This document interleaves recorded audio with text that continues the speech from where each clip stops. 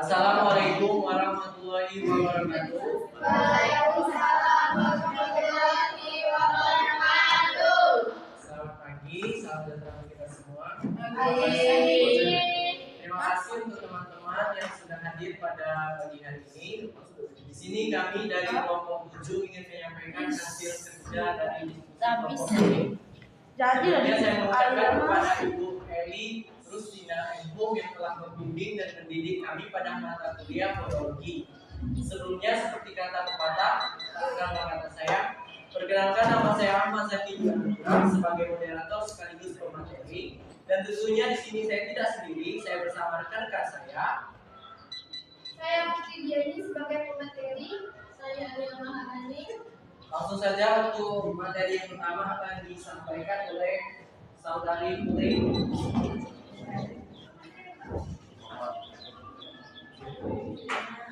Pengertian bunyi suprasemental. Menurut Munir 2018, konteks suprasemental adalah susunan atau rangkaian bunyi yang mampu membedakan makna dari satu kata ke kata lain. Menurut Baginda 2013, mendeskripsikan fonem suprasemental sebagai fonem yang berkaitan dengan keras atau lemahnya tekanan pada bunyi. Dengan demikian dapat diartikan mengenai fonem suprasemental yaitu fonem yang menyatu dengan fonem segmental dalam susunan bunyi yang dipengaruhi oleh tekanan, nada, dan kepanjangan pada bunyi bahasa sehingga mampu membedakan makna. B. Suku kata dan ciri-ciri bunyi suprasemental. A. Suku kata. Suku kata suprasemental mengacu pada unsur-unsur yang melibatkan aspek pelafalan yang bukan bagian dari fonem atau segmen utama kata atau kosongan dan vokal, melainkan pada cara kata yang disebut diucapkan secara keseluruhan. Suprasemental terdiri dari unsur-unsur seperti intonasi, tekanan, panjang, nada, dan jeda. Ini adalah faktor yang mempengaruhi bagaimana kata-kata atau kalimat dipahami dalam percakapan. 2. Tekanan. Tekanan adalah salah satu aspek dalam linguistik yang terkait dengan cara bunyi atau kata diucapkan, tetapi tidak melibatkan perubahan fonem individual. Ini mencakup unsur-unsur seperti intonasi, tekanan, stres, nada atau pitch, dan ritme dalam suatu bahasa. Tekanan atau stres adalah hal ini berarti penekanan pada suatu kata tertentu dalam sebuah kata atau bahasa. Misalnya dalam bahasa Indonesia kata pesawat memiliki tekanan pada suatu kata sebuah pesawat. Perubahan ini dalam tekanan bisa mengubah makna atau kata atau membuat ucapan lebih jelas. C. Poin-poin penting dalam bunyi suprasemental. Panjang vokal dan konsonan. Dalam beberapa bahasa, panjang vokal atau konsonan mempengaruhi makna kata. Misalnya bahasa Jepang atau Finlandia perbedaan ucapan vokal dapat mengubah makna. 2. Penanda gramatikal. Penanda gramatikal adalah unsur-unsur dalam bahasa yang menandai fungsi dan hubungan gramatikal antara kata-kata dalam kalimat.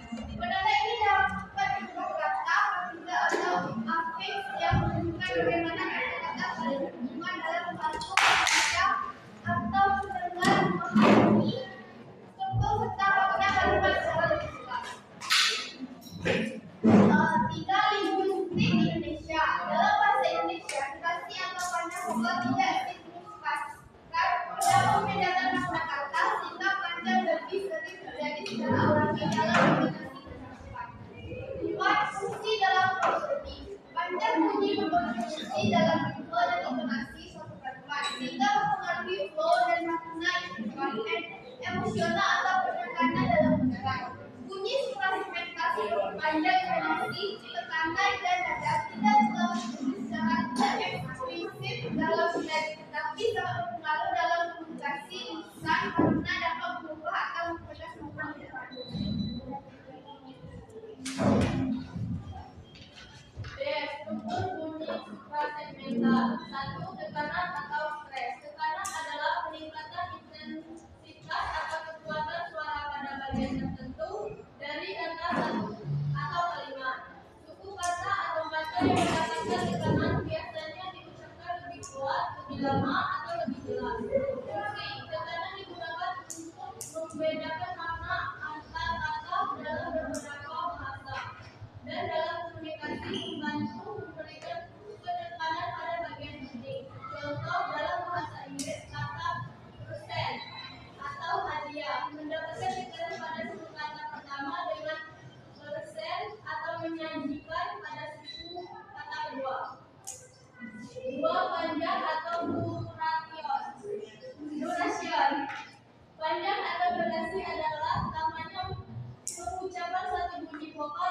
konsonan. Dalam beberapa bahasa, perbedaan panjang bunyi dapat membedakan makna kata. Fungsi panjang digunakan untuk membedakan kata dan memberikan variasi ritme dalam percakapan. Juga menambahkan kejelasan dan nuansa dalam ucapan. Contoh dalam bahasa Jepang, kata biru atau bir dan biru dibedakan oleh panjang pewarna. Hingga intonasi atau intonasi.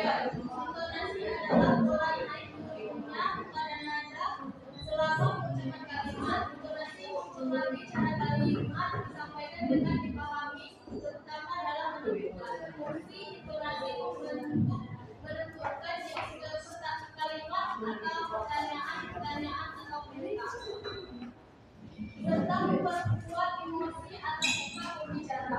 Contoh dalam bahasa Indonesia, intonasi kalimatnya seringkali naik pada akhir kalimat. Misalnya, kamu sudah makan.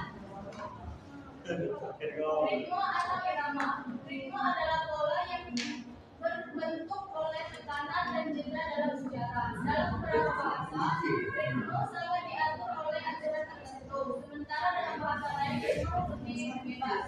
Fungsi ritme membentuk pendengaran, memahami aliran ucapan dan membentuk bicara, mengorganisasi informasi dengan cara terstruktur.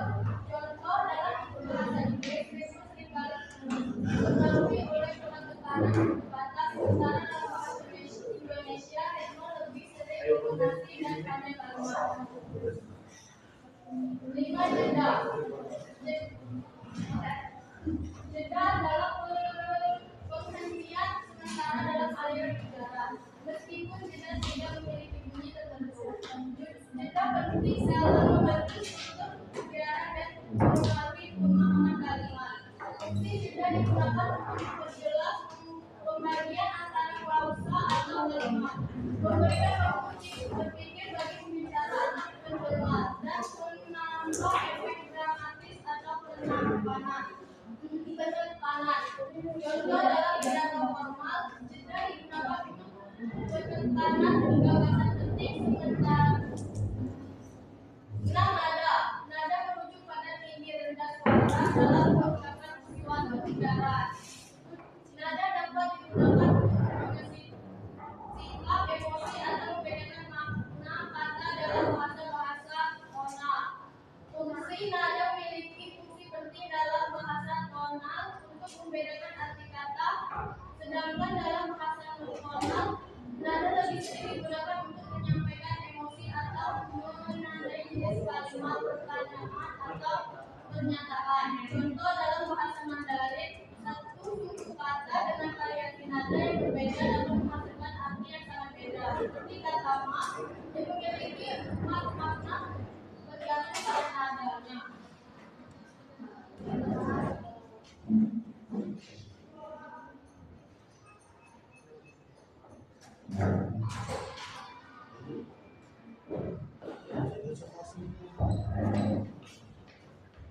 Selanjutnya di sini kami membuka sesi tanya jawab. Silakan kepada audiens yang ingin bertanya.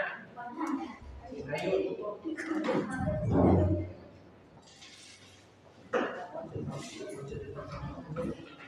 Saya Ayu Risma, saya dari kelompok 2. Ini bertanya, menurut kalian mengapa ketika bunyi segmental ucapan selalu menggunakan nada baik, nada tinggi, sedang maupun rendah? Menurut kalian mengapa ketika bunyi segmental ucapan selalu melibatkan nada baik?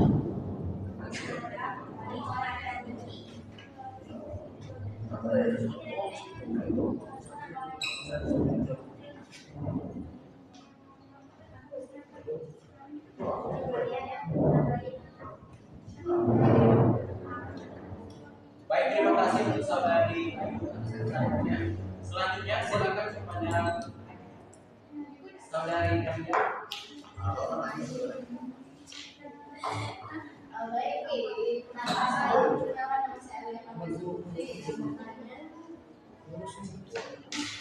Sabar.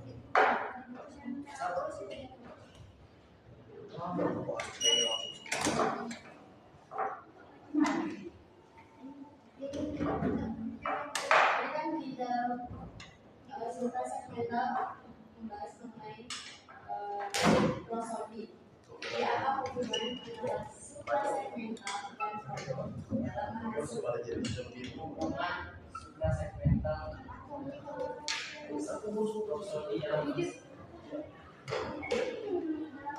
datas.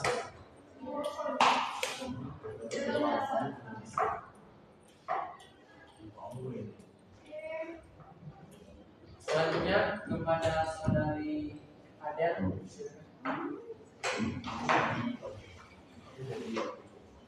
Di sini saya ingin bertanya, menurut kalian faktor apa yang mempengaruhi penerapan bunyi supramental dalam percakapan sehari-hari?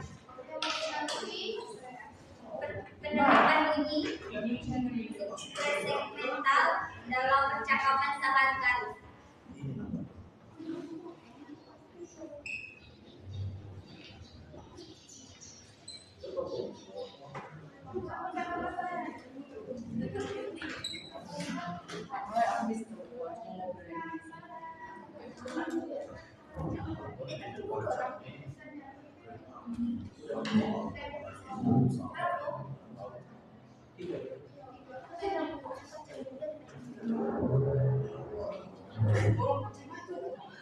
Untuk pertanyaan pamungkas kami minta satu lagi dari Ambiat, silakan kepada Aurelia.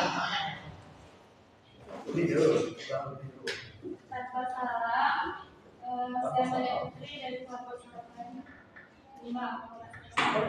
ingin bertanya pada pemirsa 8 7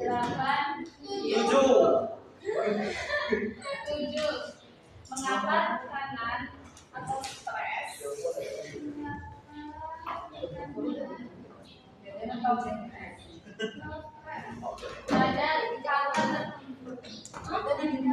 pada kata tertentu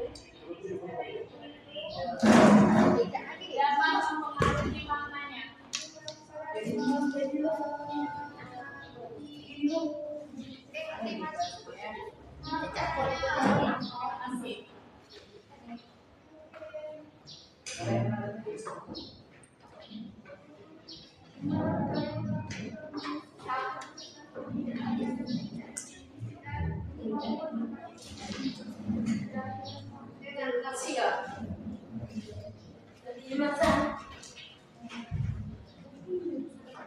Baiklah, di sini kami ingin menjawab pertanyaan dari audiens kalian. Untuk yang pertama, pertanyaan dari Ayu. Menurut kalian, mengapa ketika bunyi segmental diucapkan selalu melibatkan nada baik dan nada baik dan nada tinggi? Ketika bunyi submental atau seperti vokal dan konsonan diucapkan nada pitch seringkali terlibat karena bunyi suprasegmental dihasilkan melalui getaran pita suara yang secara alami memproduksi frekuensi tertentu. Alasan mengapa nada tersebut termasuk ke dalam nada tinggi dan nada rendah terlibat karena yang pertama yaitu produksi bunyi oleh pita suara, yang kedua keterkaitan nada dengan intonasi, yang ketiga bahasa tonal, yang keempat fisiologi pengucapan, yang kelima aspek dan akuistik bunyi. Apakah bisa dipahami? Bisa. Untuk audiens sekalian, ada yang ingin menambahkan jawaban dari Bapak kami? Selanjutnya akan dijawab pertanyaan dari saudari. Pertanyaan selanjutnya akan dijawab oleh saudari Putri.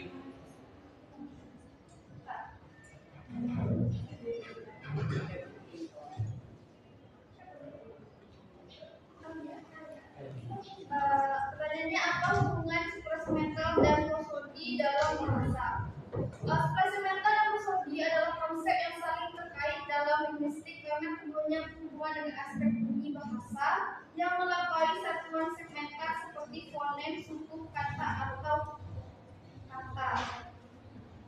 Penjelasannya itu pengertian suprasegmental. Suprasegmental mencakup bunyi yang tidak terbatas pada suatu fonem atau segmental tertentu, seperti melibatkan unsur yang lebih besar seperti nada, intonasi, tekanan, durasi, dan jeda. Sedangkan prosodi adalah istilah yang sering digunakan untuk menggambarkan pola suprasegmental dalam ujaran.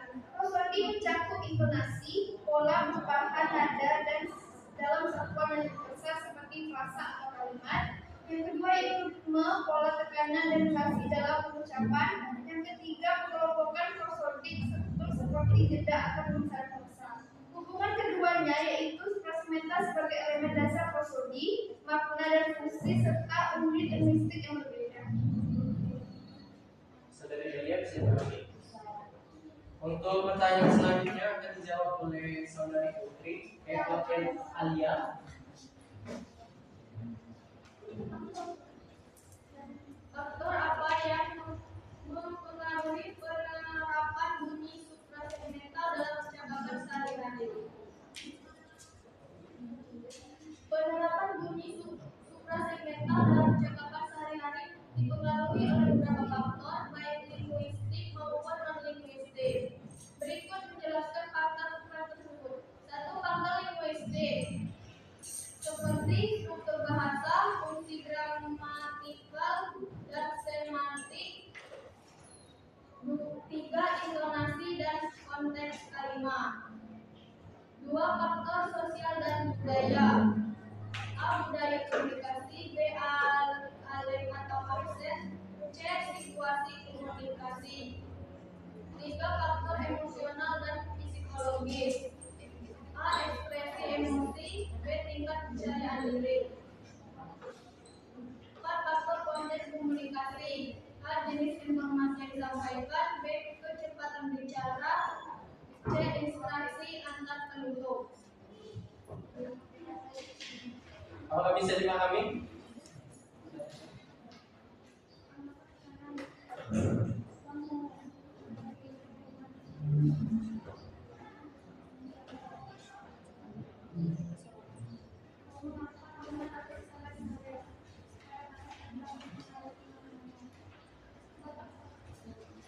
Untuk pertanyaan yang terakhir, mengapa tekanan atau stres pada kata tertentu dapat mempengaruhi maknanya? Karena yang pertama dalam tingkat leksikal kata ibu, dan yang kedua dalam tingkat kalimat fokus makna, dan yang ketiga itu bahasa tonal dan versus non tonal, yang keempat aspek akustik tekanan, yang kelima konteks sosial dan pragmatis. Tekanan dalam pengucapan melibatkan 3 aspek utama. Tekanan atau stres mempengaruhi makna karena berfungsi sebagai alat memindahkan makna leksikal pada tingkat kata, mengarahkan fokus atau interpretasi pada tingkat kalimat, dan yang ketiga mengungkapkan maksud pragmatis seperti berdasar atau kontras. Dalam bahasa, tekanan adalah elemen kunci dalam menciptakan kejelasan dan nuansa dalam komunikasi. Apakah bisa dipahami?